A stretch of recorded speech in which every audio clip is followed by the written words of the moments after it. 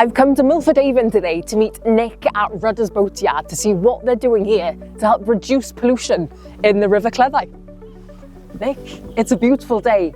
Where have you brought me? What are we doing here? It is a lovely day today. So we're at Rudder's Boatyard. We run the boatyard as a normal boatyard, sort of an old school boatyard. We've got yachts and powerboats here. So the project itself runs from the boatyard. On the end of the pontoon there, we've got oyster hotels, we call them. They're full of oysters, both juvenile and older oysters.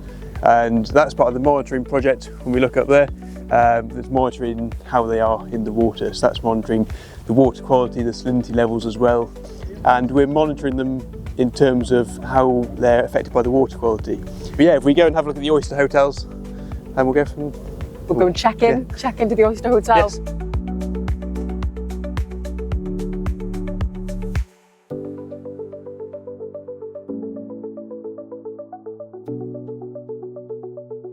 The pollution starts closer to the source of the river.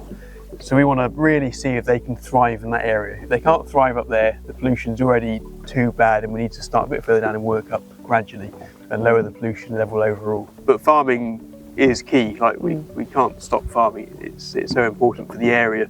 But farmers are doing as much as they can, especially in the local area here, to actually reduce chemicals that are used on the fields, which is really good for the long-term sustainability. The shoreline around us, everywhere around us, if you look on the low water springs, the really, really low tides, you'll find oysters still living on the shoreline. You'll also find a lot of empty oyster shells that have died over the years.